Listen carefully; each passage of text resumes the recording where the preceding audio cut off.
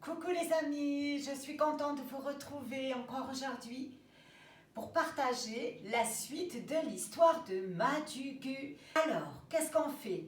On s'installe confortablement, on ouvre grand ses oreilles, grand ses yeux et chut, plus un bruit et le Kamishibai va commencer.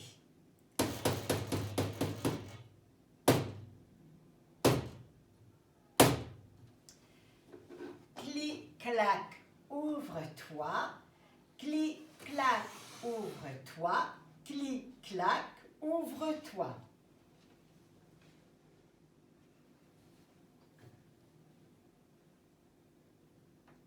La famille de Madugu fut heureuse de le revoir. Et ses trois frères l'entourèrent aussitôt. « Mais qu'est-ce que tu as là? Hé, montre-nous, Madugu, qu'est-ce que tu tiens contre toi ?» Madugu serra étroitement son livre contre lui. Ce soir, nous aurons l'heure de les histoires et vous verrez à ce moment-là, promit-il.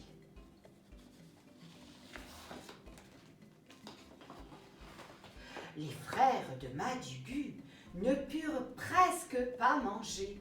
Oh, ça doit être l'heure maintenant, n'est-ce pas? Oui, répondit Madugu. Il s'assit devant ses frères comme il avait vu faire le missionnaire. Et ouvrant la page d'or qui brillait dans la pièce sombre, il dit « Quand nous mourrons, nous vivrons avec Dieu pour toujours si notre cœur est pur. Nous ne sommes pas bons, mais Dieu est bon. Et son Fils Jésus est bon aussi. Dieu a envoyé Jésus dans le monde et il est mort pour nos péchés. Regardez !» Et ouvrant la page blanche, il dit « Le Seigneur Jésus purifie notre cœur sale. » Quand il a fini de raconter l'histoire du livre, ses frères ont dit « Oh Madugu, raconte-nous encore !»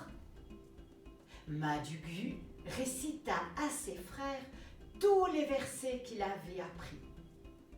Le lendemain et tout au long de la semaine, les frères de Madugu ont voulu entendre de plus en plus le petit livre et chaque jour qui s'écoulait, un par un, a invité Jésus à venir vivre dans leur cœur.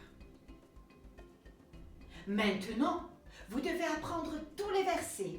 Je vais vous apprendre, dit Madugu.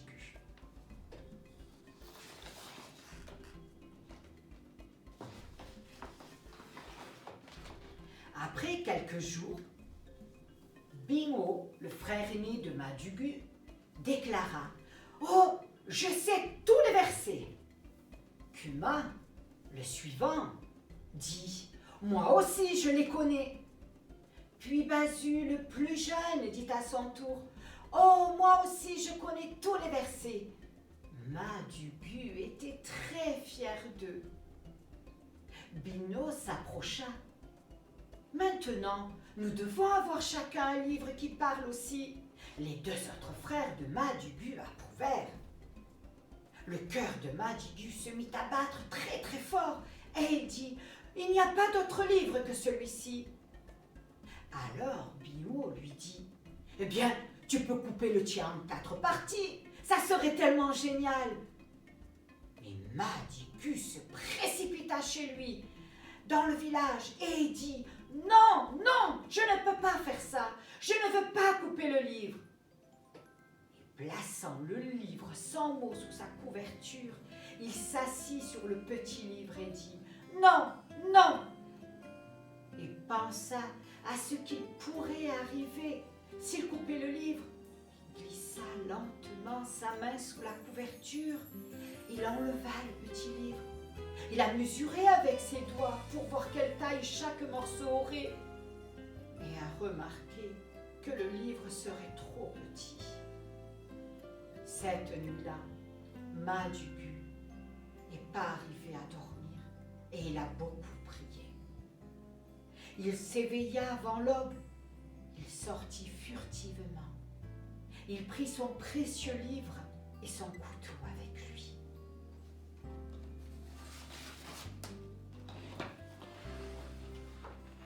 Devant la souche d'un vieux cacahuet, Madugu s'agenouilla dans l'herbe haute et il pria. « Ô Seigneur, aide-moi, aide-moi s'il te plaît à vouloir partager. » Dans son cœur, il savait que c'était la seule chose à faire. Et puis il entendit des cris, il sauta sur ses pieds. Ses frères étaient là. Madugu, il souhaitait qu'ils s'en aillent, mais ils ne s'en allaient pas, ils attendaient. Alors Madugu posa son livre sur la large souche.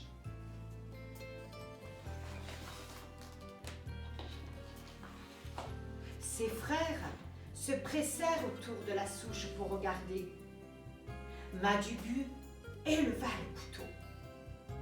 Puis il abaissa son bras et appuya le tranchant de son couteau sur les couleurs qui parlent.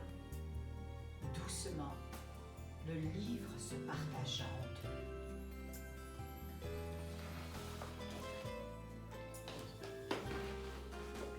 deux. Une fois encore, Madugu a coupé le livre et maintenant, il y avait 4 morceaux sur la souche. Les frères de Madugu ne bougeaient pas, car ils savaient que Madugu était très ému. Puis, Madugu a pris les 4 parties et les a remises une par une à ses frères. Ils ont tenu le petit livre avec le plus grand soin. Et Madugu dit « Maman, elle peut coudre les pages de nos livres. » Tout le monde était très sérieux.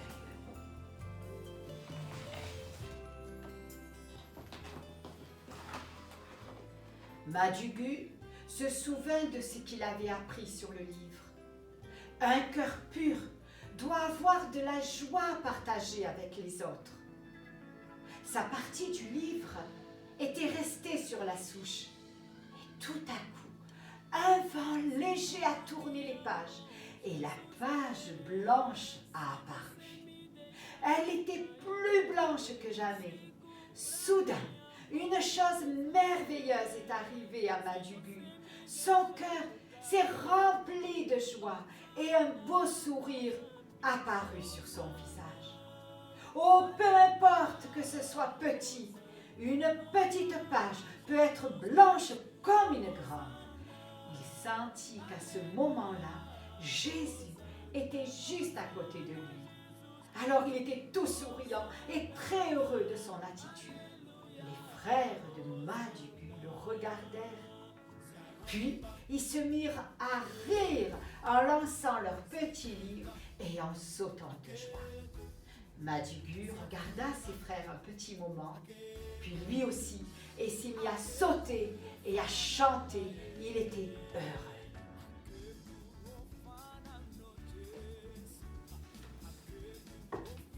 Clic, clac, ferme-toi. Clic, clac, ferme-toi. Clic, clac, ferme-toi. Et voilà les enfants, l'histoire est réellement terminée aujourd'hui. C'était une belle histoire missionnaire qui s'est réellement passée.